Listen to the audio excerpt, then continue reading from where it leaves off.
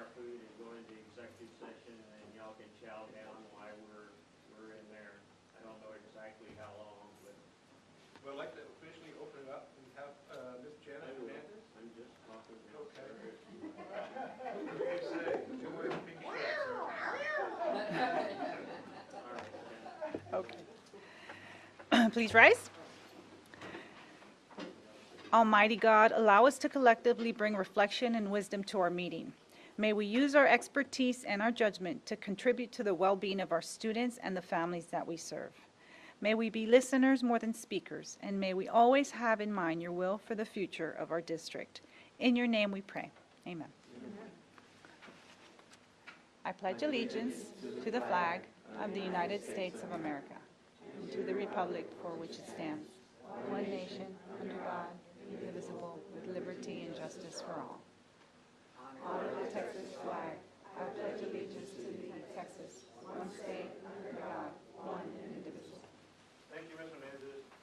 And before we get our reactions, I want to say congratulations to Silas Sudokan and Mr. Sylvester Vasquez on their successful election. I know we had final elections this past Saturday, and it was overwhelmingly support for those two incumbents. And so I just want to congratulate them. And if they were here, I would do it in person. I know that Ms. Sudokan is in Austin today, advocating for some of the issues in the child medical arena, and Mr. Vasquez had a bachelor's degree. So we can get our food and go next door. Wasn't any action this time? No, sir. Is that kind of disappointing? We weren't. All right, I'm going to go on and read the numbers. Under Texas Government Code 551 dash 551.1446, we go into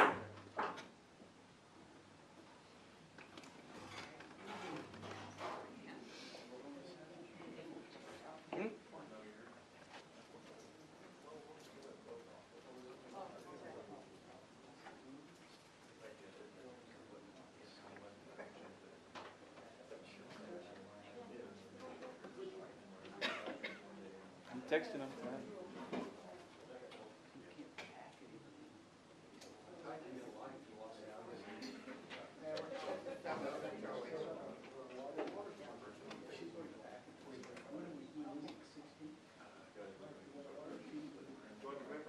Yeah. Coming through.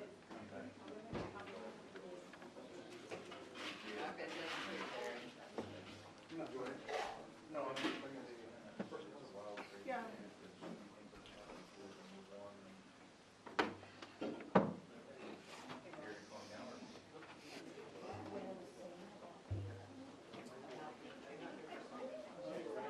Neither one of those ladies planned to discuss training. Neither one of the ladies planned to do their LCC here. We're both moving out of the city. So if you wanted to, I wanted to let you, and I spread your grant and pay for it.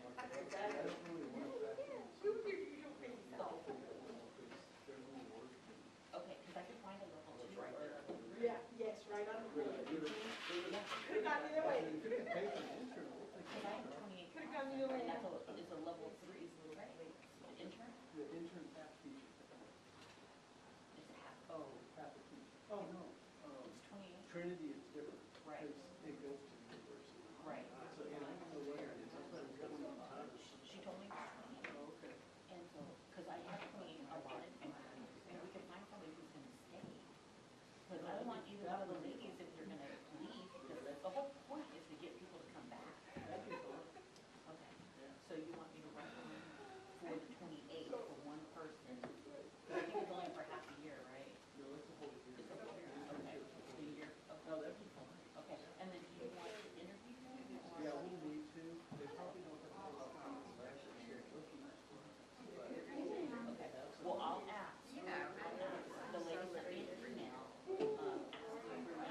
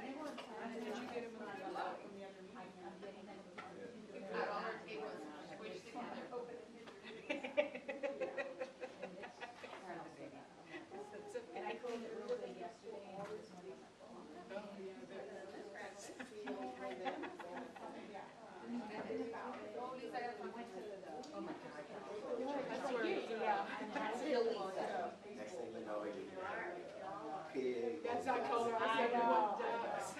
My husband about had it. He's like, So once you get them to a certain age, growing up, we raised chickens like that. They did a lot of work, but they're entertaining.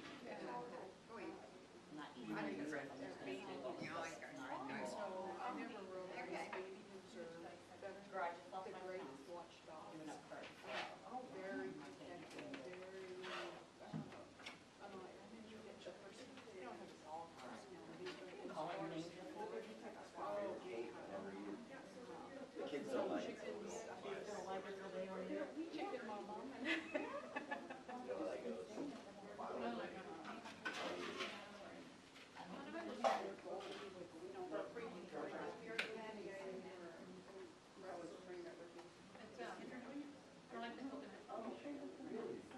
Celia, you guys have my number for, I said,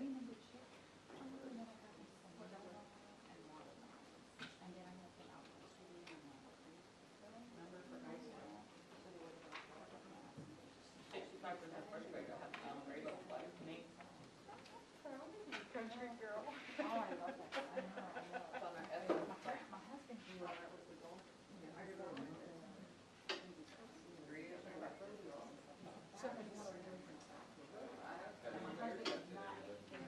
He grew up, you know, he got into that gold. They usually do it, last week and this week, so I'm sure some people. So now, but I love it. Some of it. We're finished with the test. He loves the chicken. So we grew up like that too, and I was like, never did that too, but our job was, You know how that happens. our so. family raised them, and my mom would be like, fresh chicken soup, so. We always give them an extra week, but it's May is the one that counts, so you have to take care of all the absentee. So we have to take the pen, you know, so Yeah. I'm like, I see them and, I mean, so for me to be able to cook chicken now is just amazing. I have to get it out of my mind. And I'm like, okay, get the, Yeah. flush that out of your mind. Yeah. And that's the first grade, right? Yeah. Yes, and you can. Yeah, don't think about it. You know, I wonder if they'll be, if they'll be, like what kind of animals will be in the life or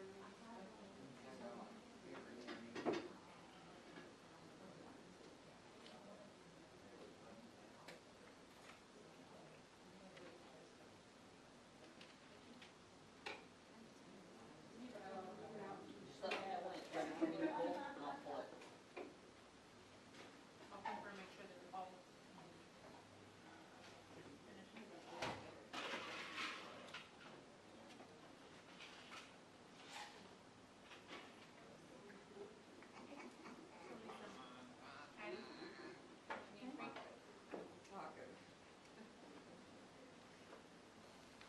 Maybe out upcoming, whatever night for like a 1-2 day. She's my big tip. She's around the time, she told me. We run that sometime. I work for that, right? Should we talk to HR? We're just gonna do our first stuff. But, I'll talk to Lisa in case we can, see what happens, because I still have to break on my campus, you know. We still have our time, but she's pretty good. So I talked to her, still I talked to her, she might have to be out. She might have to, you know, her daughter does all that. She may have to fly to California. And she's, I just need to go sign a contract and come back. So I was like, okay, let's just go. She's like, yeah, but what if it's a long test? Yeah, she talked to HR and everything. I talked to Lisa, make sure that he's and then look at that campus. I think about it, it's like happy to do it. No, but in my head, I'm like, you know, we still have to. Oh, and you need water. Which I did for it. We have to go on, stuff has to go on, yeah.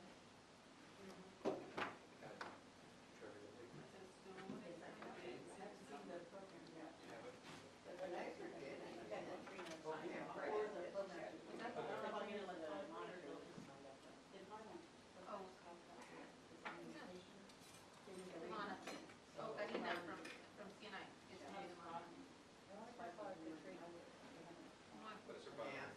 So what are you talking about? Thank you. Karina? Same thing.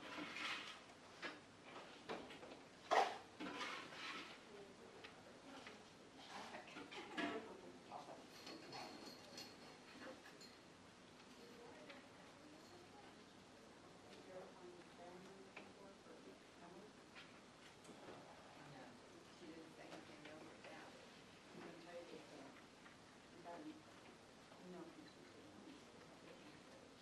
it's old fashioned, like,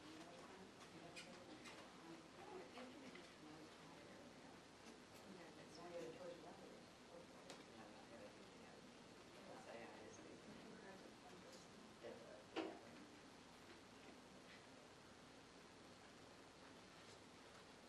She doesn't work here, does she? So Lisa, did I tell you that we're doing a meeting? No, That's right. It's long, yeah. no, Those still, not my house.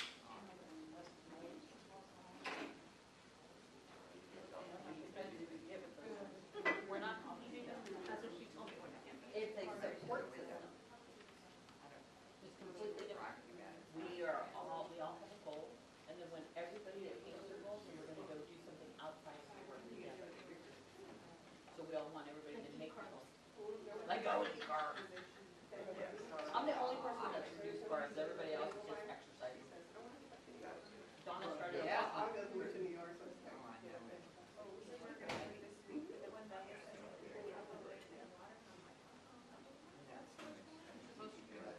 Yeah, that is not correct. Yes, it is, you're supposed to drink half your body weight in water and that's. I will tell you that, you drink 64, you're gonna be okay. When I was doing that. Hopefully that, that's your body weight. When I was writing soda. I don't get hydrated all the time, so I didn't drink So soda. you didn't want, right? Like a 600 pound man is not gonna drink 300 ounces of water a day. You should. If you can have excess of water.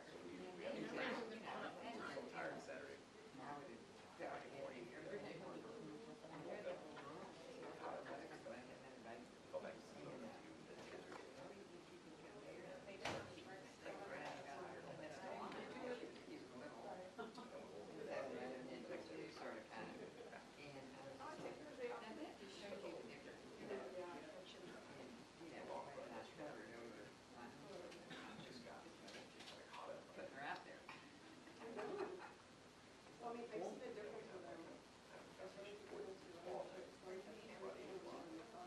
Yeah.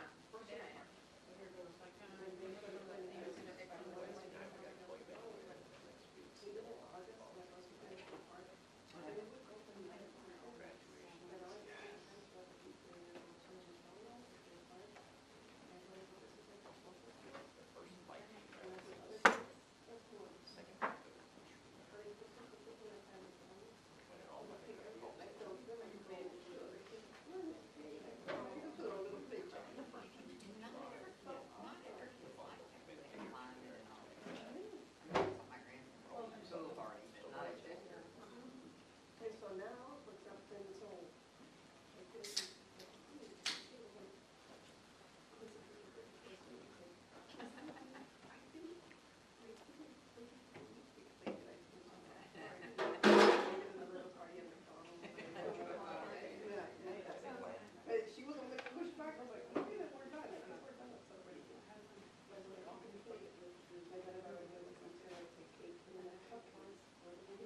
I was smart.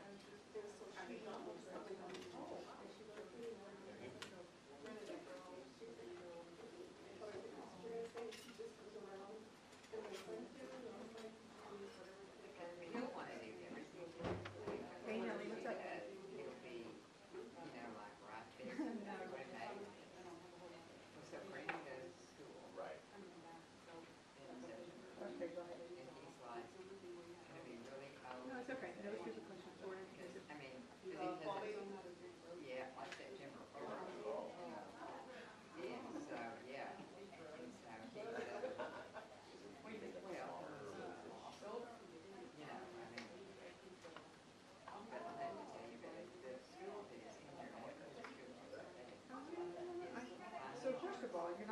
traveling a lot. If you're there. Like, you're gonna literally get a hotel from 7 in the morning until 10 o'clock at night, working. I'm assuming though, that they encourage you to, as much as you can travel together. But they cover, like, there's just gonna, things are gonna happen and you're not gonna be able to do that. So they cover our costs when we can't react to money. So it's be wise with their money. But, you know, like, especially Dr. Ball, because she'll be doing other things and have to come in later or, you know, leave early or something. Then they'll cover her costs. They're all excited because they're running the same way they're doing. Which is what they've been doing anyway. Ah, but that's, well, see, we didn't have the facility. I mean, So we've been all over, you know, hotel beds. Go to the coast. Easy trip, short. Get to a occasional drive.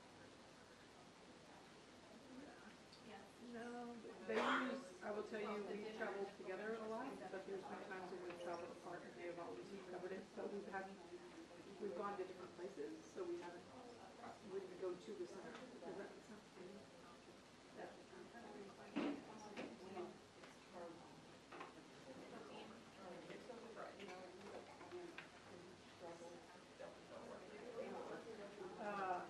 They will give them to you.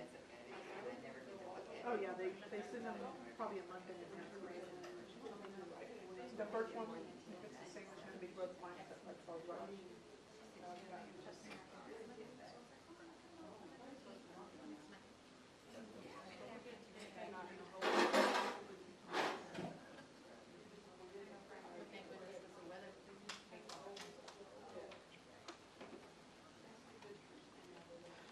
That is very frowned upon, but you do have to get that approved from Kristen Hunt.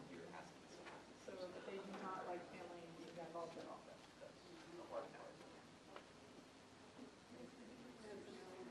Well, I mean, he may be able, it's a special circumstance, they may say, okay, but our experience is they do frown upon it. Okay, well, enjoy your day, I'm glad I could help you. Okay, thanks, bye-bye.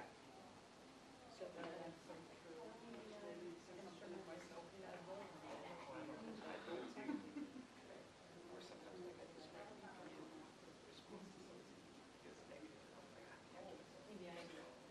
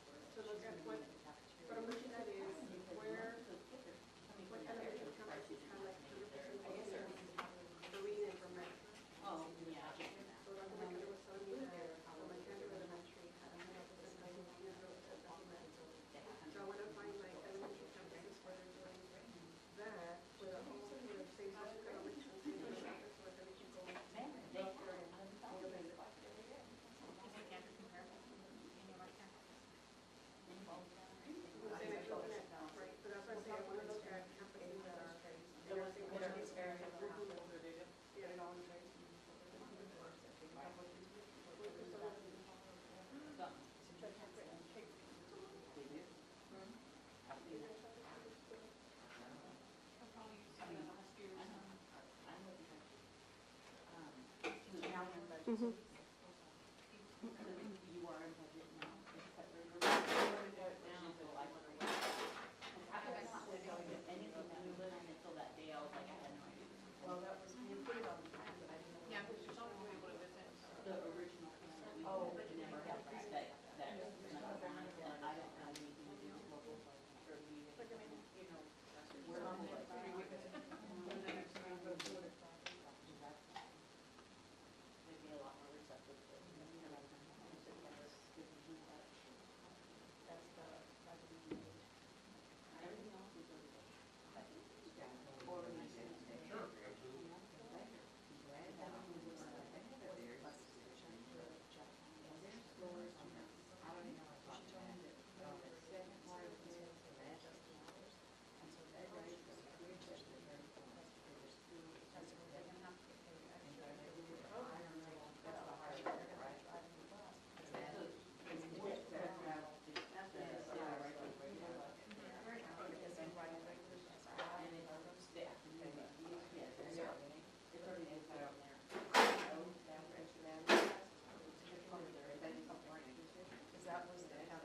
But I am paying for the hospital.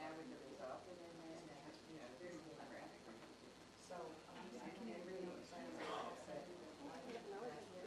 We can have everything on the next. Right, so if you look at my chart, it actually tells me perfectly, right before it asks you for, it'll tell you. So I need to make sure that,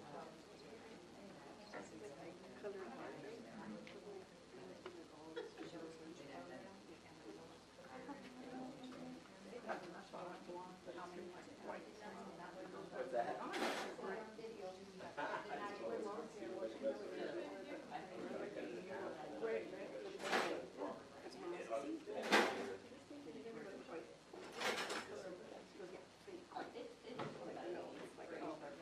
I'm not gonna,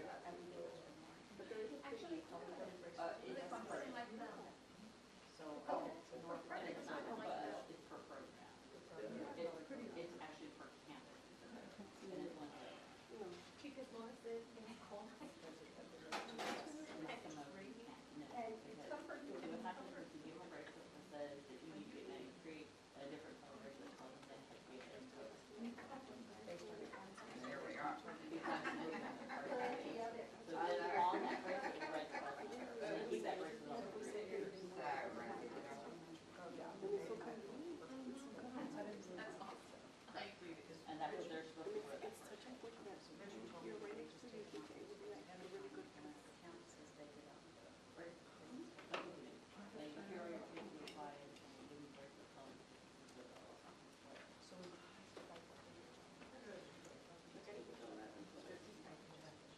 Agree with that. So I can't start reading now, and start doing numbers, we can start doing that with going. And if like last day of school, we don't have these like numbers. And usually we do not have to.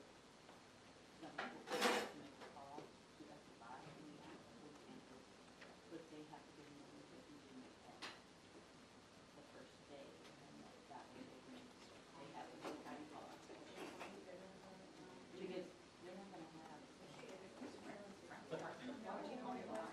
But they won't get a chance.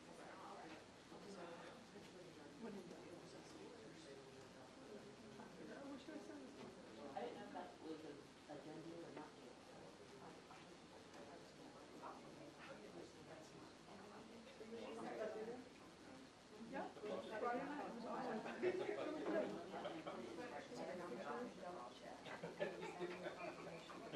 Yeah, we can have a problem.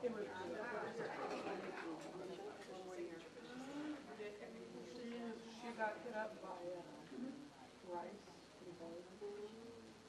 So my coach is recommending Rice. And I could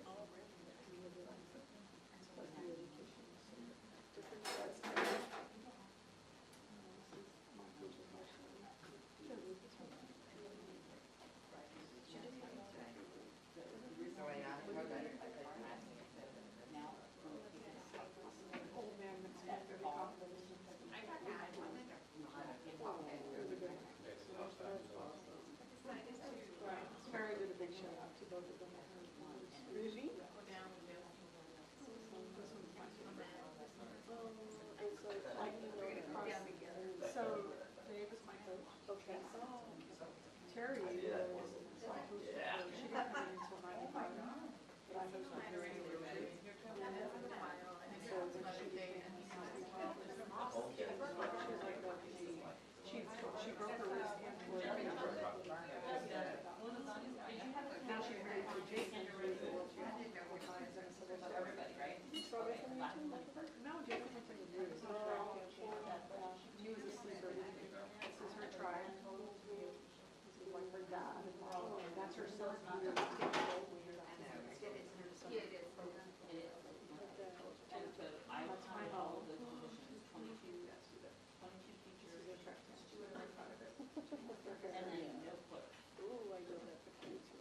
a lot of times they try to be and take them in the direction.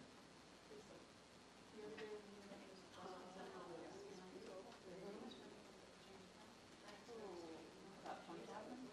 Quite a bit. No, they went from 85 to. So this is all of We went from over budget to under budget. Dawn took all the just went. And what was That's that? good. What we did is they had, teachers and This is the, all property. So then yesterday we did senior pictures. oh, that's right. And then it's gonna be, it's right across. I like it down here. And then we were under budget. Oh, I think so. These didn't turn out so good. They're too far away, yeah. I might be able to do it a little bit. So then I need to get some. And there was a whole thing of this on this one. Tractor. This one. So, because she's so fast. She was regular. I started this teacher, back in 2006. And where's the? He's gonna be Grandchildren, no. Yeah, it has a stapler and the sensors, everything in it.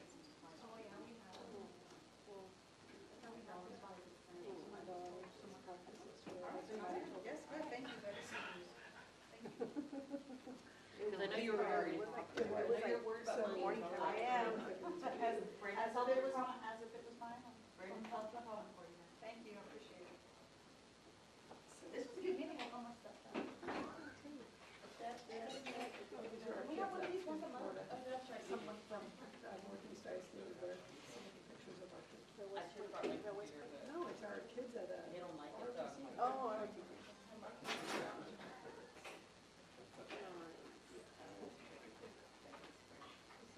Oh, I, really. So she went to her, my sister-in-law is there. So she did her hair. And she liked it. So she, Morgan had already done her makeup. So she did her hair. So Morgan was like livid. She comes home crying. She had to redo everything. Are we recording? No. Make sure they're And so she ended up crying. She said they were like glued to her. Because my sister-in-law thought that they got it. But he's a hell there. No, but this is like the second round of makeup that I did.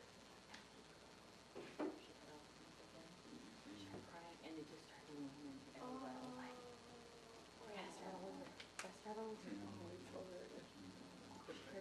Does she still have them on though? No, she doesn't. Yeah, like she doesn't have it there. She was so beautiful like that. Yeah, this is, that's Tim's trucker. But he owns.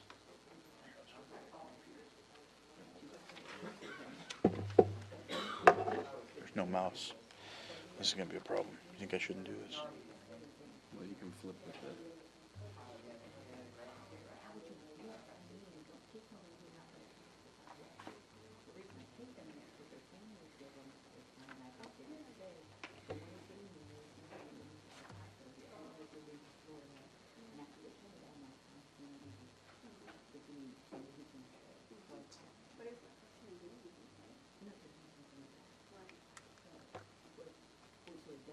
They give us the money for that. Right, but it goes with a grant. This summer, I feel like his budget. No, not his budget, not from your office. Right. So there's Benjamin's. That property. So that long, narrow, or that rectangle, Yeah, the whole thing. there's houses along this frontage, but this whole piece, See, I thought it was the one next to it. yeah, no, it's that, I don't know how to do this. It's from there to there, all the way down to here. All the way up is what I saw on the one I got, the whole green field. Yeah, cause I think you show it like it's this one here. Yeah. Because this is, Tim's Trucking is right here, that's the business. And then they own this because this down here, you can see all this mess, that's where they dig, fill dirt out of. They dig dirt out, haul it off, and then they bring crap back and fill it in. I say crap, rubble. Not really crap. And then that other one, there's supposed to be one going in here too. Is what we were told. Seen that. That doesn't even show up. Because that was the one Raphael had been getting paperwork on, so I got to figure out from him what that was. That wasn't as many homes, but I think this one had. I think this one has no. This one has some commercial on the edge, and then maybe some multifamily is the way it showed originally. But That Habitat one is Carlotta. Habitat is this one right here. Okay. That's all That's Habitat. 67. Yeah, because this right here is a cemetery under that oak tree, and they're having to make a road into it. And then this is that one that's been platted, I guess, or whatever, but they're never gonna do anything with it. It's a cornfield right now. Mhm. It's in the middle of, they had some hiccups. It got pushed back a little bit, but it's about to start, yeah. Yeah, because that one right here, Jesse, too, across from this field, across from Benjamin's Kitchen, we've seen paperwork on that too, that might be a housing development. No, not there. That's still just a field where they have cattle. They're working on that right now.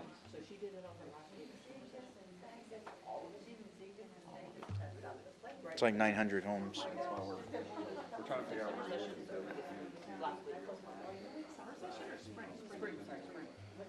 But they still have several before they. Which side of the street? None of that's been awarded yet. They're still trying to get the property zoned right. Right. Like she hasn't been It's before that. When you come down Watson from Legacy and you go through that low water crossing area, to the right is right there, where the big power lines are. I have no idea. 600. Well, we talked to the first year when there was 10 and she left. She came and saw me.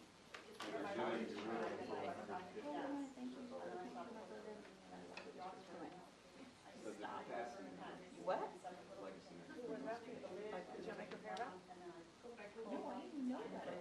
I sent it to HR, Jason had it before he left. And so we cut the thing is, she had to pay me, and so she made it.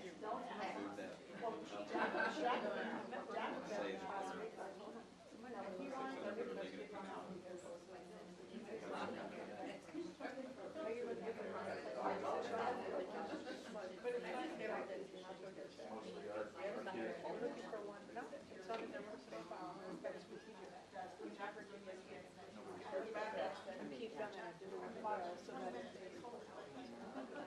he did.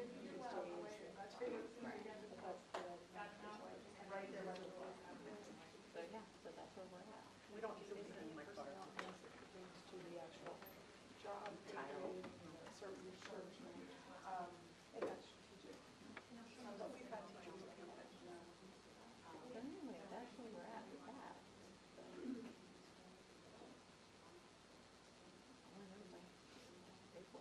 And if the group is here, on record as an employee, my employee. So you're paying for the summer coming up? I pay for the spring, so they gave me the spring payment right after midterm, so in the first week of April. And so then She was still working, technically working. So I paid it out for spring, and then What happens on, let's say the grant comes in and does contract, do they request that? they'll just request that we prove that they were employees. Well, And so I have that, so that's, I'm not worried about that. I just still think it's, So we just prove that they're employees at the time, so we have that all together. So we always keep a record of everything on top of, like, this is our data, and here's our backup copies of data, in case it goes into the internet. So we print a paper copy. So everything.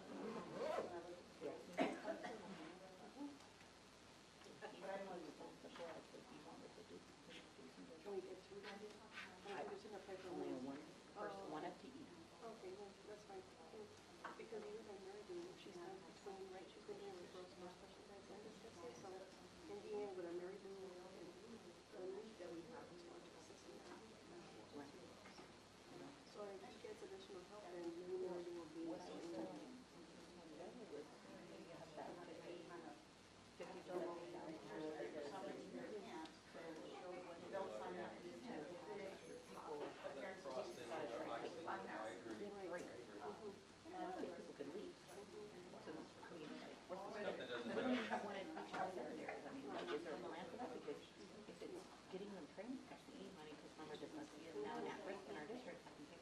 So what I asked her Renee last week was because of the numbers we're adding in. But I want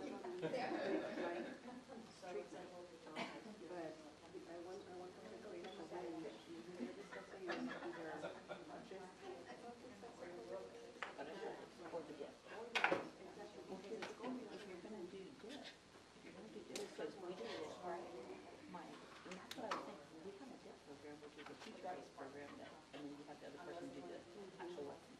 But we're gonna have them dip to make sure that you're in compliance. The other thing that we can do is have dip days where like everybody in this, in this school year, everybody that has the potential of having a kid in one of these subject areas, you need to have them dip trained. These people, you have 101, you need to have 3 people on each grade level. because they're so like you know how they're gonna say also they're not in the Scottish Rite class, they're still being monitored. So we are supporting them from a course perspective, but they're not getting Scottish Rite. As long as they get their dip, the requirement by law. Or, right, either did Or a program, whatever program, right. Exactly. So, But that's why I wanna know that we could not, because my concern was if we're going the number that we only have, I think it's, 3 teachers that are Scottish Rite graduates.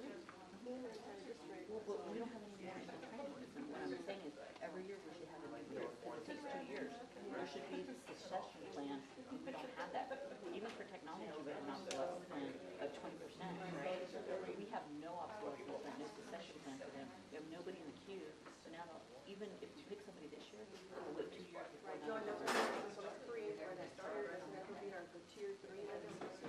So for that tier 3, having that succession plan of how many do we always need to have ready? Because then we can build that off the top of your SE. Like, you know how we have the 6 of these, are those your fixed costs? We can have a fixed cost for that. So I was gonna ask you, the NCC, the always 85,000 that I have left after, and it was more around 3 after this. Okay, it's between 50 and 75. Okay. It's only 85 of the 6 year sum. Remember, so it's overtime, take that first. So can we roll that over for next year? Cannot Hi, 50%. Sarah. We already have your rollover at 15%. So your rollover is already taken care of for you. This is how much you're going to be in compliance for the So we've already rolled over the Yes, so you need to spend all of this money. Okay, you don't worry about rollover, we take that off the top. Okay?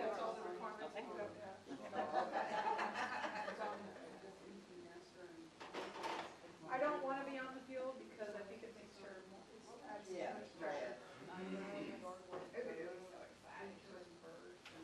She should do well. She should. She's seated second going into both events. I have 5 She inches. got great numbers. Great numbers. Right. Well, do they do the finals at the same day? Yeah. Yeah, it doesn't take very long. There's only 9. There's a, matter of fact, our region has the top 3. Oh, really? Yeah, the wild card came from our region. Oh, So, okay. they picked up Ed Couch-Elsa What do I want? and the shot. The other one came from somewhere else. Oh, wow. Should be fun. So what time does it start? 10 is the shot and 4 is the distance. Oh. Well, that's good, because it makes you happy, right? It's all, you're all in, right? Should be fun. I think her scores are, they're like so much better, and they're so much more steady. I mean, you've done a good job. I mean, is she excited? All or nothing person. Yeah, because the pressure's off, right?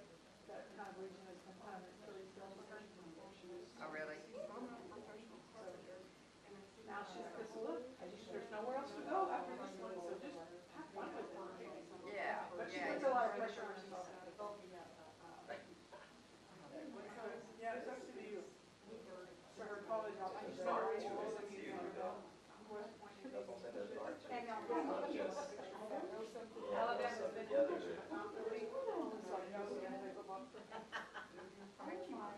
said we will go on every Thursday. Yeah, You see the closing game, by the way. absolutely. Even if it's not at all.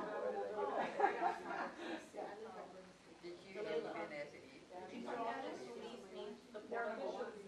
for the They're Friday, probably. for the 22nd of March? Yeah, if not, then we can have it in 504.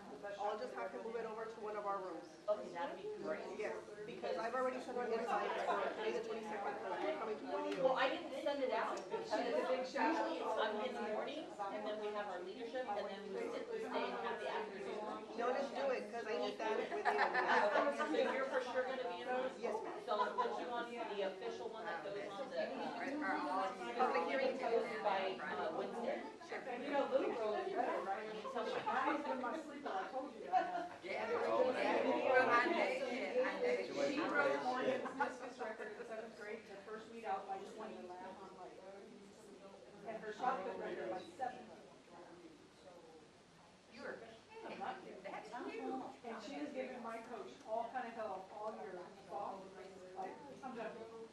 He looks at me like she's gonna kill me. I'm like, yeah, that's where I felt better too. Well, then as soon as track season came around, she was like all in.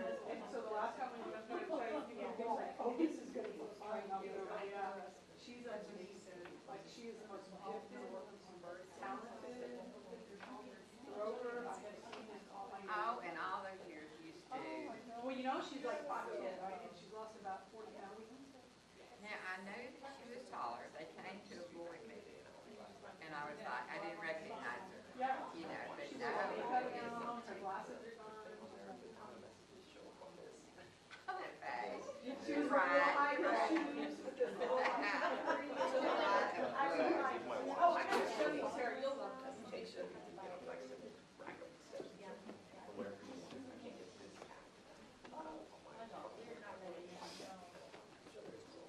One counts a lot of steps and then the other way tries to connect with it. It goes on to the other step. It's a wash. I got it. I'm not even paying attention. I'm still the run now. Saw the back. She's a really boy. But she's cute, I mean, I like her. Okay, so we're up on that next show. I always think of glamour when I think of Patty's daughter, right? Yeah. And I was like, oh my God, this is taken from my phone.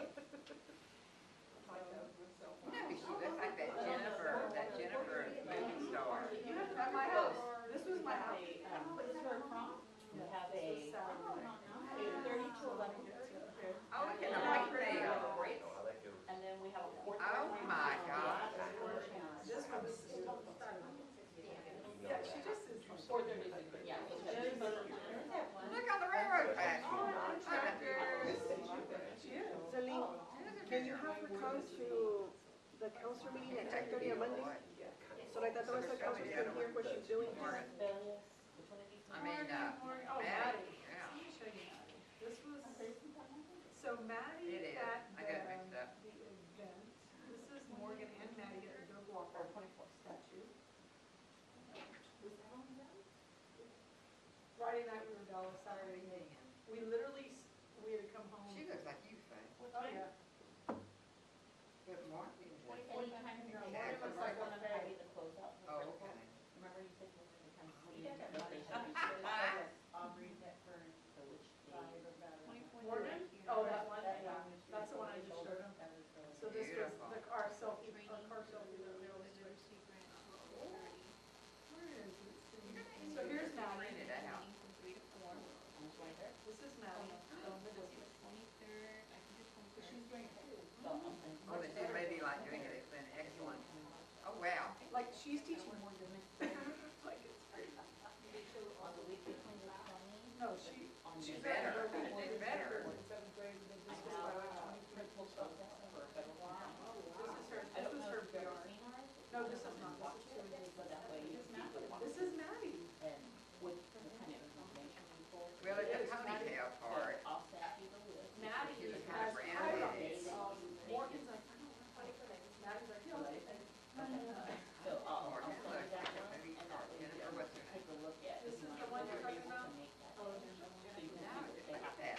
Look at that picture. But you know, when she was, she does, I mean, the mouth and I was the, telling Delila, God. she had wanted her hair done for this for that.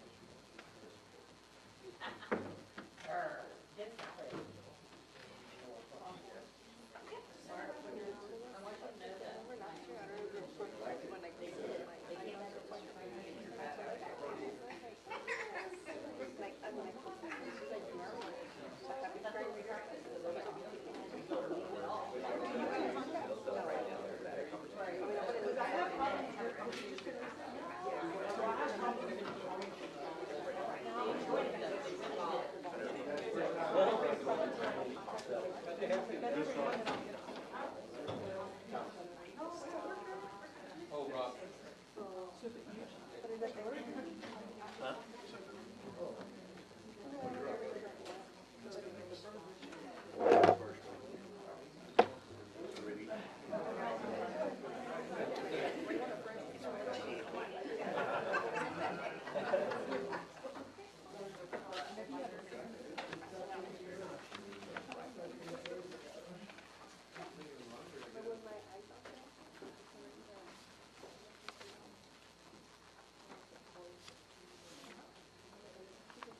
All right, you wanna go in order? Yes, sir, except when we get the items of information, wanted to, when we get to item number 7, can we do those out of order? Everything else is up. All right, going back to items, well, we're back in regular session, and it's 12:27. You want this too? Item 3 on the agenda, They're right consider there. award for Southwest High School stadium. Yes, sir. As you're aware, at the last board meeting, we had construction documents and procurement method for the drainage piece of Southwest High School football stadium. It's currently under bid right now. I believe that next week, Thursday, we take bids on that item.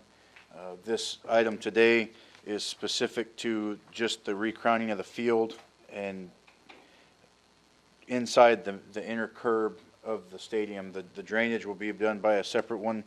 We have gotten quotes from Texas Multichem, who has done work with Coach Wagner on our baseball and softball fields. They're a field expert when it comes to the building of that, and in the past, we have had issues sometimes with some of the other landscaping companies that are not technically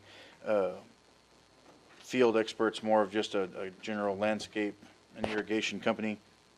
Texas Multichem is a by board approved vendor, and so we had them come out and take a look and talk about what needed to be done to crown the field to where when it does rain and then we get those 6-inch rains or 3-inch rains at night, that the water actually drains off to the curb instead of coming back into the field and having those low spots. Over the years with the floods and having to take the silt off, there are times probably where our guys have gotten maybe a little carried away with some of the machines and made some low spots in those areas, just trying to get it back up and running. So our recommendation is that the board approve Texas Multichem to reconstruct and recrown the football field at Southwest Stadium in conjunction with the drainage improvements that was already pre-approved for a contract amount of $246,000.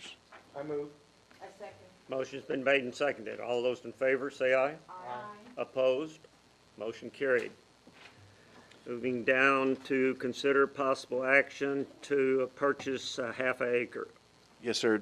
We originally had purchased land from Mr. Henry Abate where the old Southwest Lumber was. We tore that building down. It was an eyesore and a safety issue for students at Southwest High School. We've done that. Now Mr. Abate has reached back out to us that he would like to sell the remaining piece of land. Originally, he wanted to keep that house so he had somewhere to be. He's telling us that he's going to sell and move to a different neighborhood, potentially to California. There's been lots of stories. So the value on Bear Appraisal District is $50,470 for the remaining half-acre lot. So our recommendation is to purchase that half-acre from Mr. Abate in the amount of $50,470 plus the closing costs with the title company. Is that the piece behind the house where the tower is? We already own the piece that the tower sits on. This is a half-acre, basically a half-acre square right around that little white house. It doesn't reach all the way to the tower, and it only goes over to that easement to the tower. So it's just a half-acre there. It's got the little house and a septic tank in it. We'd have it all the way to the fences where I think it's the Garza family lives, up against that fence. And we'd have everything from there up to Tinka Taco or Sandra's and then over. In the future, our plan is to move the front parking lot, Yes. I'll close that road down, and our road to Southwest will come down off 1604. So it's gonna be close with this purchase, it's gonna give us a lot more leeway. Kind of right there toward the arches going? Right, because where the arches are at, our property line kind of dies in right at the arches. So with this, we'll have room to make like More parking or whatever? Yeah. Well, it would be just at least like a little bit of a buffer between the houses, and it wouldn't be that road right on top of it. Back to the tower, are we getting the rental money on that tower? That, there is no rental on that. We looked into it legally. The Abates sold that, a one-time purchase for $30,000. And it was a lifetime easement. Yeah. So they took the adult, the main, Own that then. Do they maintain to make sure it's chain link fenced and yes. everything? No, they have all of it up to speed, and there's numbers and contact people for it, so. They're actually pretty good. The last time they came to do work on it, they contacted us and let us know they were gonna be there working. You don't want some kid climbing that tower. Right. and No, then- it's got the razor wire and everything, just like All it's the property required. around it. With some barbed wire fence on top of that baby is what I'd do. Yeah, it's got razor wire on top. Okay, I move. Motion's been made and seconded. Read the motion? Hold on. Oh, sorry. Go ahead. Yep. I move the board adopt the resolution approving the purchase of approximately 0.500 acres of land located at 11787 Dragon Lane from Henry Abati for future school facilities. I second. Thank you. Thank you, ma'am. All those in favor, say aye. Aye. Opposed, no. Motion carried. All right, the next one is the coolers. Yes, sir. Southwest High School, the 4 chillers that we have there have been continual problems for maybe the past 2 years. They're approximately 17 years old now, outliving their expected lifespan of about 15. So part of Phase 3 was going to be replacement of these chillers to help alleviate some of the price there. With leftover bond funds from the 2012 bond, we are going to replace those 4 chillers on a separate contract and go. We've gotten a quote directly from our chiller maintenance company, which is Airstream. They have come in with a bid of $705,506, and that's to replace all 4. We would replace 2 at the end of this summer, and then in conjunction we would swap 1 for the last 2 while school's going on. That way we have enough redundancy to be able to still power the building and cool it and heat it when needed. So this is going to be the $705,506 would be funded from the 2012 bond funds. This actually, originally we had estimated it to be about 1.5 million, and it came in at 705, so we were pretty excited about that one. We can go out for lunch. All right, need a motion. I so move. Second. Motion's made and seconded. All those in favor, say aye. Aye. Aye. Aye. Aye. All right, moving down to the emergency repair. Yes, recommendation is that the board declare the damaged facility an emergency and delegate to the superintendent or designated person the authority to contract for the replacement or repair of the facilities to prevent further damage. Do I hear a motion? I move. I hear a I second? Motion's been made and seconded. All those in favor, say aye. Aye. Aye. Aye. Okay, I think we got 4, Mona. Right here. All right, moving down to, we need board policy, CH legal.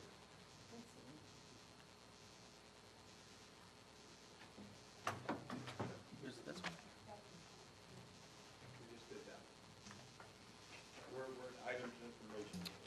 Are you saying I got lost again?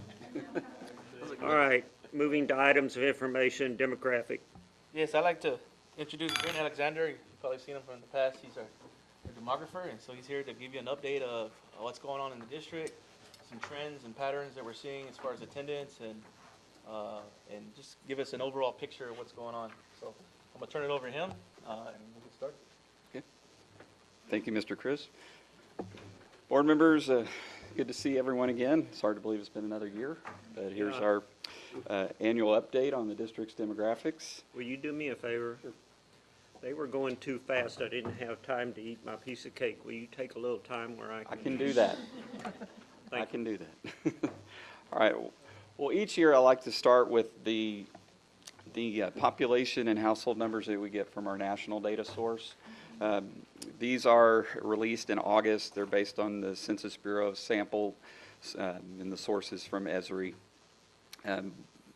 You can see here on that chart on the upper left that the estimated total population of the district is 63,458 for 2018. That's up 1.7% compared to a year ago. Total household number climbed 449, 2.6% increase, up to 17,685. There's additional demographic information here that I've include each year, but the main takeaway from this data is that the data continues to show about a 2% increase on the population and households as a whole going since 2010. So we're inching closer to the 2020 census, so there will be a big reset coming here within the next 2 years. Now, the annual snapshot numbers are shown here on this slide. So the official enrollment for the 18-19 school year was 13,759. You can see that over the last 5 years, the district has seen a net increase of 440 students. If you go back to 2008, it's been a net increase of 2,426 students. At 13,759, Southwest ISD is now the 8th largest district in the San Antonio metro area. You can see the total enrollment numbers for this school year for all the districts. Looking back at the annual comparisons, the numeric change numbers are on your chart on the upper right, your percentage growth numbers there on the chart on the bottom right. You look at this last year, district enrollment declined 114 students. That was just about a 1% decline. So we've had 2 consecutive years of flat to declining enrollment. We're going to go into that in more detail here in a minute. But even with those 2 years of growth slowing down, the average growth rate has been 1.1% for the last 5 years. When you compare that to to the other districts around the metro area for the last 5 years, you can see that 440 net growth still makes the Southwest there in the top 10 of enrollment growth in the region. But you can see how the districts there in the center portion of the metro area have lost a considerable amount of students. And we're going to talk about one of those reasons here in a minute.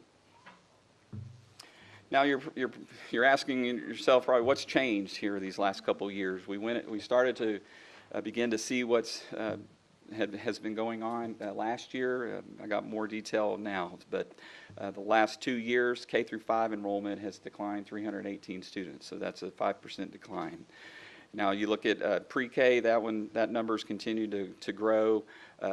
Middle school numbers are down a little bit, but that's not extreme. It's really more of a flat pattern there, and then high schools continue to expand since all the way back from 2008.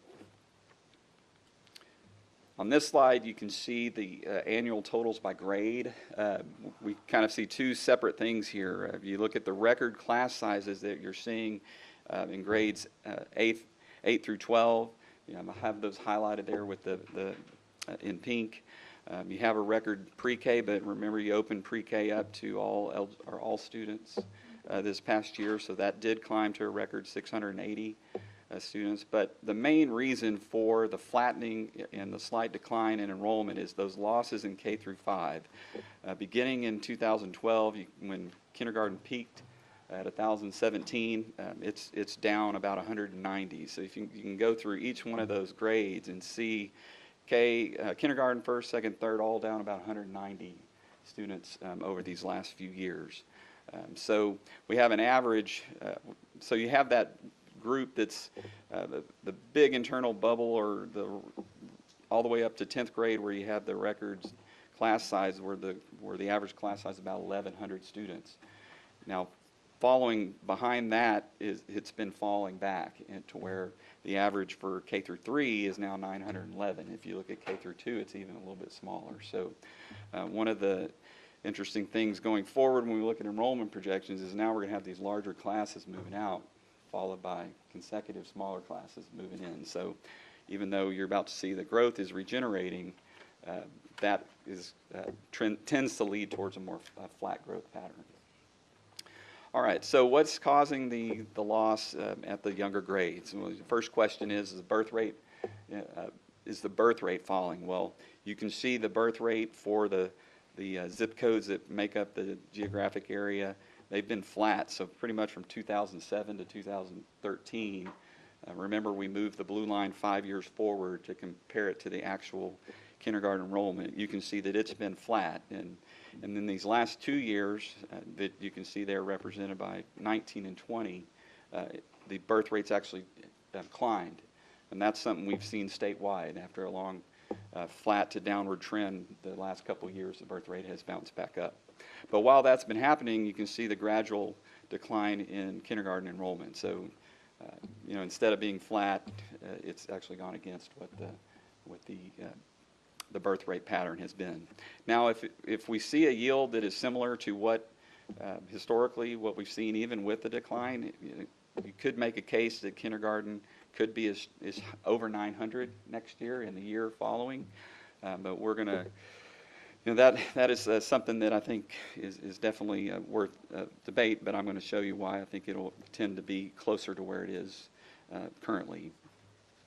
The main thing that's happening to the district, and especially at the younger grades, is the continued expansion of students that live in the district but attending somewhere else. They're attending in other districts, other public school districts, and other public charter schools. So this is the TEA's transfer report that's become quite popular these last couple of years because they're tracking how many of the kids are going to the charter schools. So you can see that the number here in Southwest ISD has grown considerably since the 15-16 school year. This past year, an estimated 1,445 students live in the district but attend elsewhere. And so that's grown 799 students since the 15-19 school year. So that is the reason why, the major reason why the enrollment pattern has changed so dramatically from where we were just a few years ago. They're providing more, the state's providing more detail about who's coming in and who's going out. These are the students that are transferring in. You can see that the majority of your transfers in are from Northside ISD, but remember, a lot of the students behind a lot of these are your employees' children that are coming in this table here. But when you look at the numbers of transfer out, so you can see that San Antonio ISD and the changes that they've made over the last 5 years has really impacted here in Southwest ISD, where that number has doubled, more than doubled, since the 14-15 school year.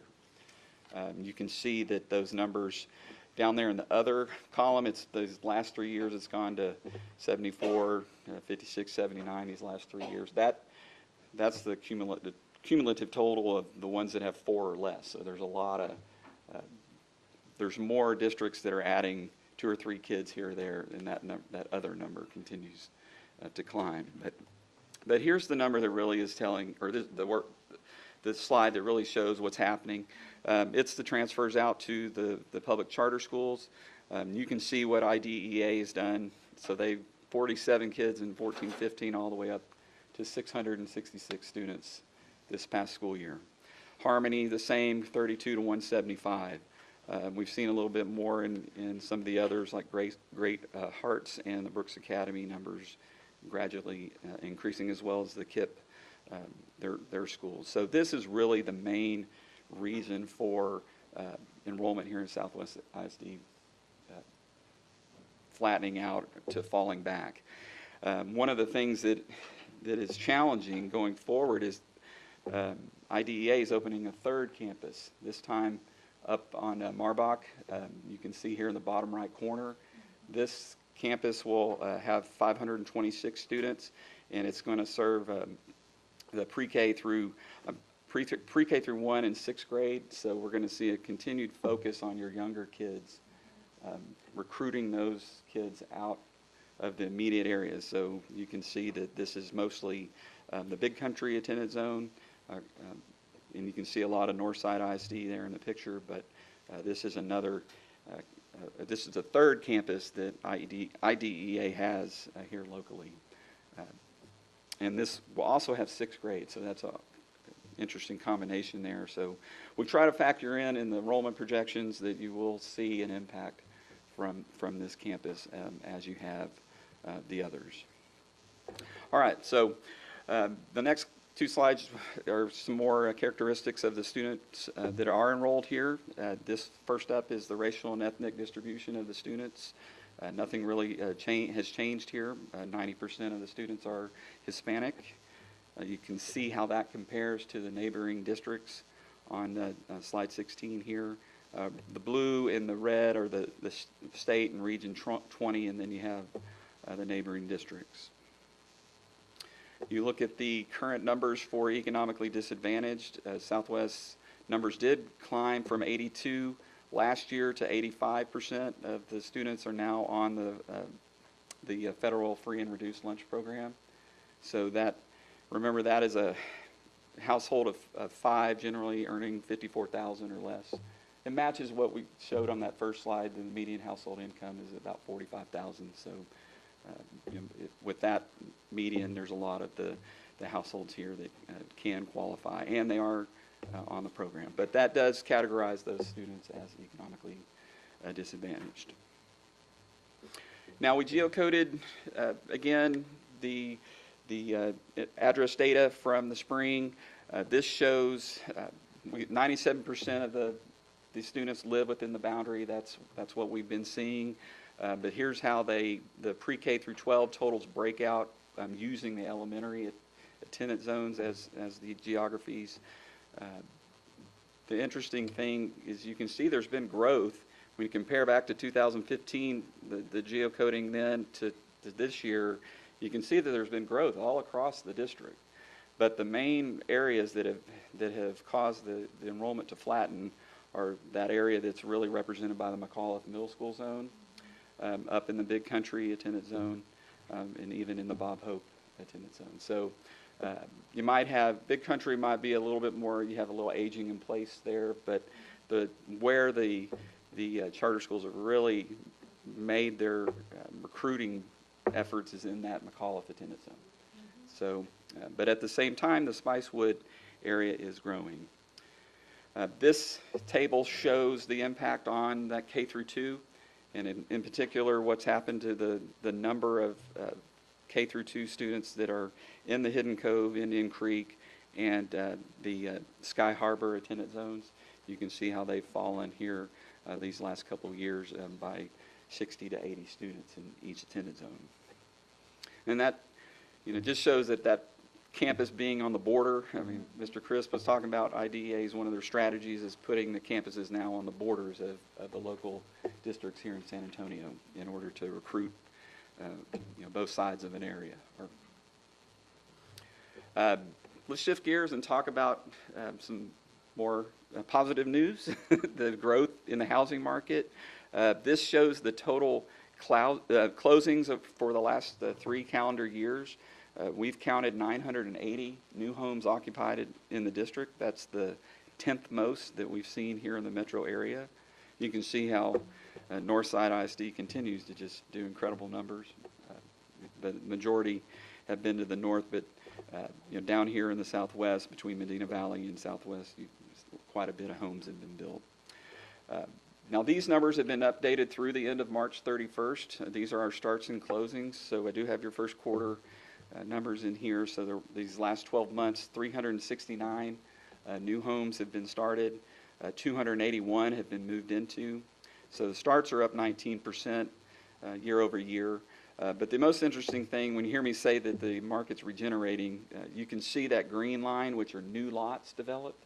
You can see how it went all the way to 0 in 2016, and the market has really been pretty calm since then, but it's been gradually increasing. And in these last 15 months, there's been quite a bit of development. I'm going to show you the photographs here in a minute of the lots that are under development. So what was delivered in 2018 was the most in 10 years in a 12-month period. So that's really indicating that the builders have they recognize the demand for the new homes here in the district, and they're putting the lots on the ground to target those buyers. The subdivisions, the top producing ones are listed here.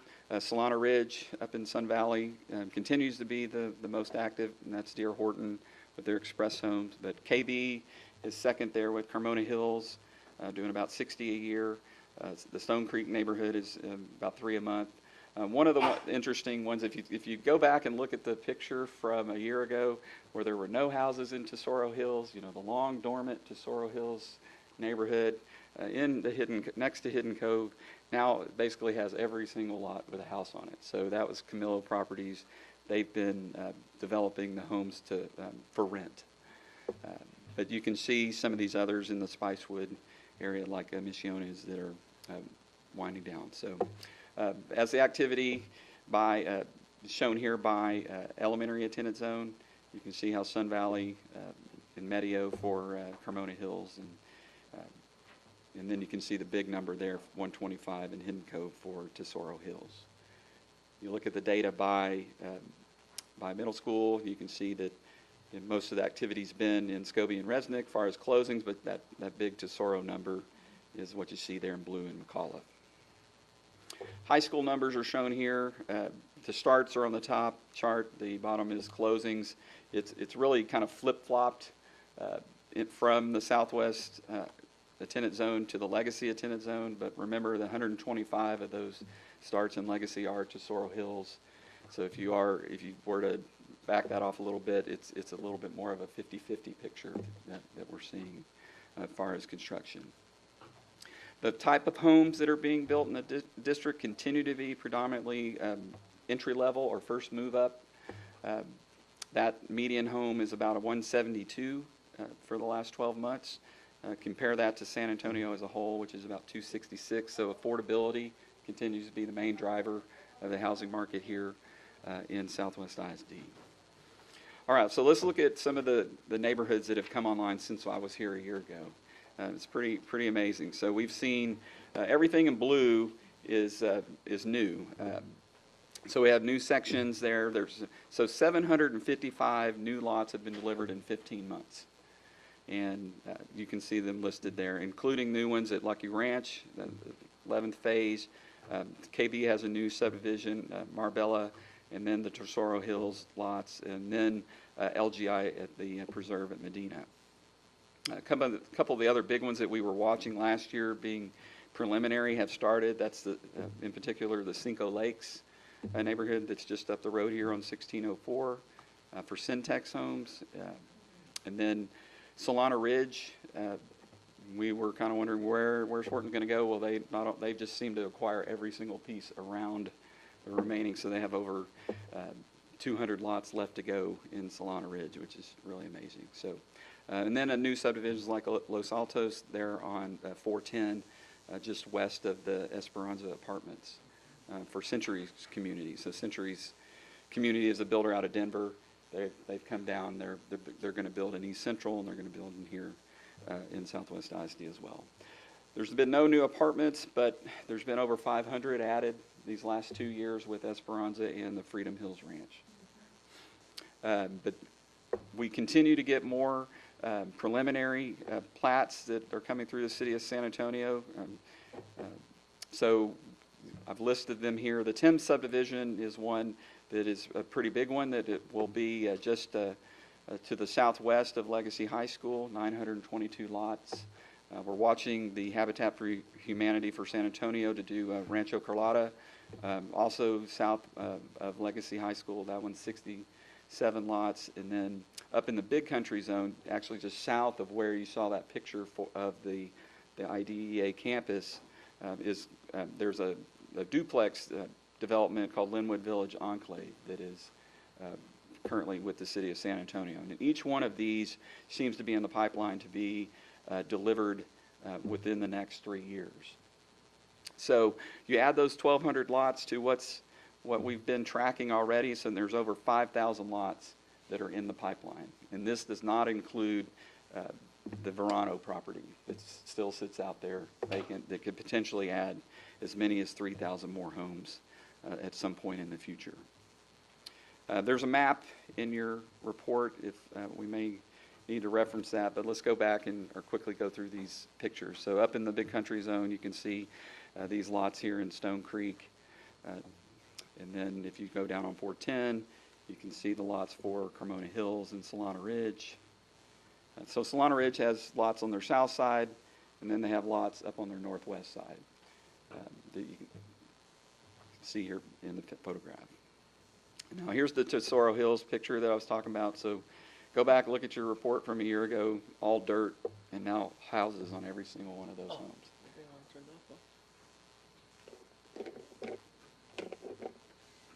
When did it go off? Just right now? Just now. Sorry about that. Go You ahead. have them in your handout if you want to. Yeah, keep going. It'll catch up. All right, so Lucky Ranch, here's that phase 11. So there's 93 lots here. So this is one of those that you all are going to have to watch because you're going to have buyers that are coming in that one side of the street is Medina Valley, other side Southwest. So, you know, I'm assuming that you're going to have some that are going to be allowed to transfer into Medina Valley with the elementary school there. That's been what's happened. But there are 93 on the ground, and potentially 200 more in that section that I've outlined on the slide there that are in Southwest ISD. Here's the Cinco Lake subdivision that I talked about with for Syntex. They should be starting in the upper 100s. Now this is the first 215 lots. It could get bigger. There's potentially more lots here. I think we hear 900 or something initially. Well, Right here on 1604? yes, continue to watch. They're on the left where Yanis is doing that? That's the Cinco Lakes. Where is it? No, 1604, the one that's being built there on the left by Medina River. You go over the bridge to the left there. Before you get the cutoff, it goes to the left there? Yeah. Yep. That was all in the floodplain 20 years ago. You look at the area around Legacy and Resnick. I think I may have the arrow in the wrong spot, but for the Tim subdivision, but that is the one that's over there. Right in front of Benjamin's. Like if you look, if you're staying on Benjamin's porch, look that way. All that. Tim's property, that 100 acres that Tim's got? Should be back this way. Yeah, that's where they're going to put that future. Did Charlie sell it? Did they sell it to the developer? I don't. I'm assuming they did. It's How being many developed. acres on front there? They're building there already? Well, it's going through the planning process. Oh, Planning okay. process and all that. That's 100 acres there, isn't it? It's, well, It's a big. I'm It's a not pretty big area. it's a big tract, In a river. Yeah, that is a big area. but it's potentially 922 homes. Do you have pictures of the preserve here? Yes, it's coming. It's the last page. Okay. So here's KB, where they're at Misiones in Marbella, south of the Palo Alto Apartments there at 410 and 16. And then here's the Los Altos subdivision that Centuries Communities has. And then here's LGI at Preserve at Medina. And this, you can see the first 33 homes started all down that one street to the left. I think they have 200 lots on the ground, but in another 1,000 and a little more than 1,000 lots to go after that. So finally I we, have a picture of that property on Fisher Road, do you? Which that one? Which one is it? That's the preserve over there off of Fisher and 16. That's the preserve right there by that Valero, behind that Valero. Yeah, but that, okay, that's over, No, the Tims. Yeah, we didn't have a picture of the Tim. oh, okay. Yeah, we had it on the other side. It's, Yeah, that's over there before, by. yeah, this is over there at the preserve. By Toyota, all right. so you now have the nation's largest entry-level builders all here. You have Horton, you have KB, and now you have LGI. And so it's, those are all very strong builders capable of doing, 100 homes a year in each subdivision. So what that means for the housing forecast, I believe that you all are on the path to grow to over 400 homes a year over these next 3 to 4 years. It's going to, there's going to need to be more development to sustain that level, or it'll continue to fall back off. But what I think will happen in 5 to 7 years is you'll see more at Cinco Lakes, you'll see more at these neighborhoods that have adjacent property. So we're looking at 1,900 homes over the next 5 years, potentially 3,300 homes over the next 10 years, if not more. But again, that's a considerable amount of growth. Now, the homes are yielding on the single-family side, 0.62 students per closing. You can see I've highlighted Carmona Hills and Solana Ridge. Both of those are right there at the district average. Solana at 0.64. Some of the initial data for Tesoro Hills is over 1 student per house, which is really high. But you can go back and look at some of the ones that have closed in recent years. The Amber Creek is still at 0.64, Canyon Crossing 0.56. So that number has kind of fluctuated, 0.64, 67 last year.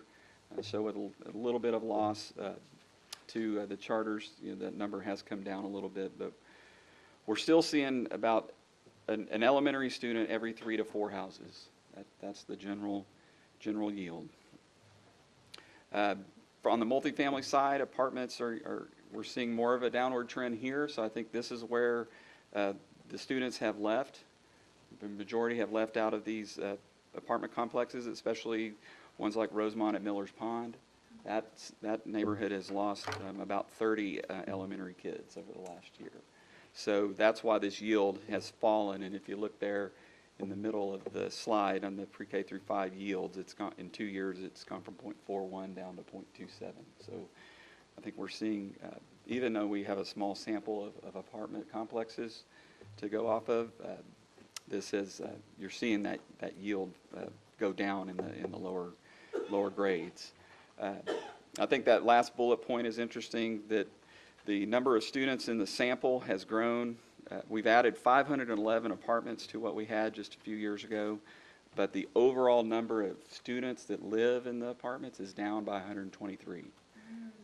So that's one of the main areas that you've lost students. So if you want to go back and start recruiting, go focus on those apartment complexes and find out what those parents are doing. So when you roll it all up to the forecast, the yields, all of the lot supply, the trends that we're seeing in each grade level, you end up with the following enrollment projection scenarios here. The low scenario in green and the moderate here in blue is more of a, projecting more of a flat pattern. I do think that you will be impacted by that third campus for IDEA. So it's always hard to say just how much, but we factored in more of those younger grades to stay flat in those areas, and that's what you see in the green. The blue is a little less, or is more optimistic that you're going to continue to start growing as the housing growth comes in. I'd certainly like to see the existing population stabilize, and then there, potential third scenario high to where you can, the growth from new homes will overwhelm the actual losses of the existing students, and potentially put you on a path that's back towards 1% that we saw prior to these charter schools expanding so much. But you look at the losses these last couple of years, you look at the growth over 5 years, it kind of ends up being more of a flat pattern. So I'm being very conservative here. You could grow. It all depends on where pre-K through 2 ends up next year. But if they kind of hold where we think they'll be, these are the numbers that you're looking at. Capacity-wise, I think you're fine for these in these immediate years. The only school that's really up on its functional capacity numbers is Bob Hope Elementary. The rest of the schools are all have plenty of room to handle the growth that is coming. Quick question on the apartments, before you go too far. Is it possible, so we've lost a lot of kids from the apartments, and, one thought is that maybe they've gone to IDEA, but can we tell if it's that, or if it's maybe the improving economy, families have been able to get out of the apartments and into homes, or? Well, it can certainly be all of that, and it certainly can be leaving the apartment and going to a home. I mean, what do you see marketing from all the builders? Why rent? Their target is those that rent. So yes, that is certainly the case. We don't know for certain. We can only speculate what's happening. But some of those that are the charters immediately just right across the street or right down the road, it's we have a pretty good idea of what's happening. But yes, we are seeing a lot of shuffling around. But in the apartment world, rents are going up in some areas, other areas are holding. So we're seeing $100 a month in rent increase has caused these wide shifts in other districts that I work with that have more of the mid-urban profile. Does anybody have any more questions for Brent? I mean, it's pretty much wrapping it up there. Great job. I don't want to cover all that. Yeah, thank you very much. Very thorough. Thank you all. So I know I mentioned it to a few of you before, but I took the same data, I passed out the data template of what everyone's referring to on TEA, students transfer in, students transfer out, and it's very simple math. And of the 12 ISDs, proportionately, we had the lowest percent of students, versus our net student population. That will change as we have more opportunities and access close to home. The charter school opening up. One thing I'm interested in is looking at data from TEA where students are leaving charter and going back to public schools. I don't think we collected data yet. It will show from another ISD, or it won't show because it's your ISD. But there seems to be a lot of information, a lot of trends that students who do go and make those choices do come back to their home school or to their home district. So it's going to be interesting how we collect that data in the future. Yeah, Well, very thorough. And I have some feedback. You compare us to other districts in just in numbers, but it would be more helpful if we would see percentages, because obviously, really large districts, their numbers are gonna be huge. So you can place us just from a number perspective, but it would be more helpful if we can percentage some of the information. Yeah, we've seen districts that are growing, I think the state average is about 3%, your enrollment to transfer out ratio. Some districts that are really getting large, the numbers run to 5%. Probably. We're 6.6 and we're the lowest. Okay, so but San Antonio is the area where it's really taking off. Right, When you have with San Antonio, I see got a hard working push, right? together with them. Even it's Dallas Fort Worth, it's the Waco area, it's Boston. Looking at the time, it's after 1 now. Brandon's going to give an overview because there's still a lot of question marks in Austin, and so. I'll be fast and furious again, and I won't even go through the slideshow, but I will update. Two things that we're facing right now, or actually 3 unknowns. One is the legislation. I put a side-by-side in there for you so you can look at that later, kind of seeing what the House wants to do and what the Senate wants to do. I know today the Senate's voting on theirs, so I'm pretty sure they're really far apart again still. They have some allotments that they're agree on, but there's a lot of things that they're still way far apart on, and so I'm not sure. Over the next 3 weeks, we're going to be monitoring, and hopefully they can come to a solution and a compromise by the end of May, which is when they need to adopt it. As soon as that happens, all the formulas change. So right now, giving you a revenue projection based on formulas that we have currently, we're about the same as far as revenue going into next year. Probably a little bit less because we did get a bump in our taxpayer last year in our local taxes and property value. But we won't really know until they give us the new weights and new formulas, and then and we'll know if all that's tied to different things like teacher raises. And so really I can't give you anything on the revenue side.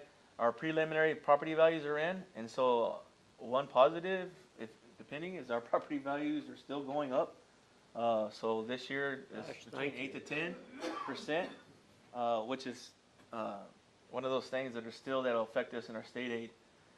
And I brought Brent in to give you a picture, because the other piece to this is understanding where we're going to fall as far as population and ADA. We have a lot of unknowns on the area of Big Country and Scobie based on the new school that's happening over there. And so trying to figure out the best approach to make sure that we have a healthy budget, but at the same time, one that's in line with what's going on with our ADA, with our property values, and then what the state's going to do. So there's 3 things that are really have to just keep watching and studying and making sure that we have a good, healthy budget and we don't overextend ourselves. And that's pretty much where, I really don't have any much more. Most of this data that's in here is repetitive. I will tell you that we've been doing staffing, and we sent out pre-K for all. We've done a pretty good campaign in getting it out there. But if you saw the number, 85% of our families are in our district are eco-disc. So most of our kids already are eligible. So we're not seeing huge numbers of non-eligibles joining. So I think at this point, where we thought we were gonna have to add 11 teachers, there's like 1 or 2 campuses that have the numbers that have a teacher and aide. And so that price is, or that cost is not as high as we thought it was gonna be. But we're still watching it in the pre-K roundups, and so, if you have questions, you look over that, you wanna call me. But I'll have, hopefully by the June brown bag, I'll have all the weights and formulas from the legislators, and I'll give you some better numbers, especially where our revenue is. Because you can't really go forward with compensation plans and anything until we know what that formula is gonna look like and what our, I want to make a comment. You know, in the past, we've always made decisions about when we have to tighten our belts, right? When Correct. budgets, because the state is, you know, we're taking a hit from the state, or because we're growing and we're adding campuses. right, And we're forced to look at programs, and we're forced to make decisions about priorities, under duress, right? correct. So this year, we're looking at the possibility of increased budgets, which is yes. unusual, right? That doesn't happen very often. However, I think that this is a very, very good opportunity for us to look at overall at the district as a whole, big picture, and see what's working and what isn't, and really Correct. examine, you know, our productivity, our efficiencies, try to realize some economies of scale, and do the best job that we can at making our money go the farthest that it can go as possible, without that sword hanging over our heads that it's, you know, do or die, that we have to make cuts just Right. because for budget reasons.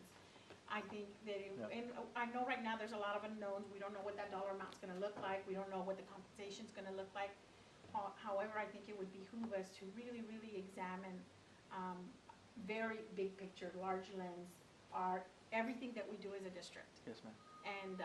And make some, you know, maybe potentially some big decisions about budgets and priorities, and, you know, how to best further our money, and, you know, and make sure that all our people are compensated, you know, as well as we can afford to, and make sure that we're reaching as many kids as possible with those dollars. I think there's some areas of opportunity for sure Okay.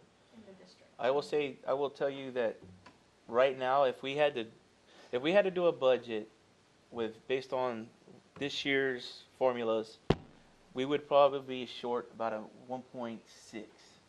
And that's without going into and trying to find where we could. Right. But that's because we got the CAS, we have a group that we have to add there. And then we have a lot of special ed that we're making adjustments to. At the same time, once again, we're looking at our elementaries. They're losing enrollment. And so that's where we have to make decisions. Sometimes when you have 45 kids and you got 3 teachers, you have to try to figure out how to make it work. And sometimes you just can't cut an extra teacher, because then you make classes 25 to 1. So those are the things that we have to continue to look at. And it's not easy just to cut a teacher because of the low enrollment if the numbers don't Well, work. and I'm talking about very, like, bigger picture stuff, like when you were looking at the pay scales and making Correct. some systemic changes ma'am. that are going to make a difference, not just today, but in the future. Yeah. So what I would like is for all our departments to do similar kind of work, you know, what is working, what isn't, how can we be better, how can we, again, efficiencies and economies of scale, and as we continue to grow, I mean, I think we're on a path to growth. Even if we're losing kids short-term to charters and stuff, this area of San Antonio is gonna Keep it continue to build out, right? So I think it's a good opportunity this year, because we may have a little bit of extra money coming in. We're not doing it under duress. That is such a hard thing to do, Yeah. right? This would really truly allow us to kind of think outside the box, to maybe, you know, and again, we're looking a lot at framework and systems, and doing things systemically. And this is a good opportunity, good year, a good opportunity to maybe Take a look at look at all those things. Okay. Thank you. Anybody else All have right, anything the for me? next thing on the agenda is item 9, superintendent's recommendation on personnel. I make a motion, we accept superintendent's recommendation on personnel. I second. Motion's been made and seconded. All those in favor say aye. Aye. Opposed, no. Any questions? One more thing? Two more things, usually. So, just placeholder for everyone, this Wednesday night is the employee banquet. We would special like to honor our retirees and years of service and greatness in the class and the teachers of the year. The Southwest Legacy High School Excellence in Education Dinner, which will be their inaugural graduating class, will be Monday, May 13th. And that is at 6:30 p.m. at Southwest Legacy Cafeteria. And then on May 16th, which is a Thursday, in the morning, we have a SWPD Police Memorial Ceremony taking place at Southwest Legacy. And that evening, at the Supreme Court Complex at 5 p.m. will be the Southwest, is that Southwest? Will be the Southwest High School Senior Walk starting at 5 o'clock p.m. And May 23rd, it will be the Southwest Legacy Senior Walk as well. You gonna get all that out to us? We are, I think, Janice is sending you guys out, and we're trying to keep out in front of you guys, there's a lot of things going on. FFA banquet, May 15th at 6:30 p.m., and I know you guys have a placard, or you have A ticket. information ticket while you're And a ticket. late. So yes, we'll send it out weekly, keep sending it out, so you guys have that information. And just a reminder to everyone, or a notice, the Kellogg Inclusion Program that we do with Texas A&M University, and Baylor, will be going out to parents this week.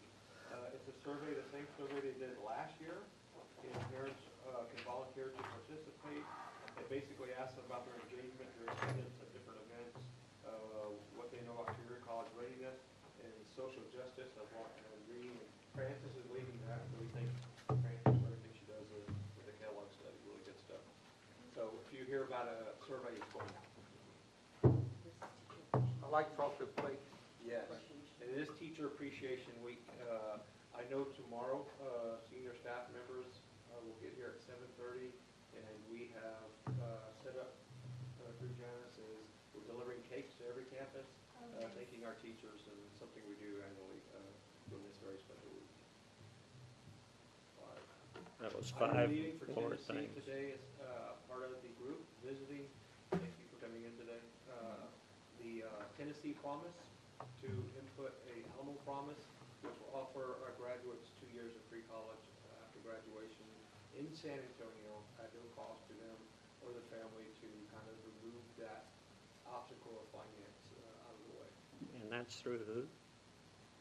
Right now, it's Alamo Community College, City of San Antonio, in Bexar County. And it will start with our graduating class of 2020. They'll have a first group that starts in 2020, and then they'll bring on a second group in the rest of the high schools in 2021. And who's funding it? Where's the money coming from? It will be funded through a partnership of city governance, county governance, Alamo Community College, and local higher education entities, and supported hopefully through philanthropy. It's a big night. Anything else after your 6 more things? No. Anybody? Let's go home. It's 1:20.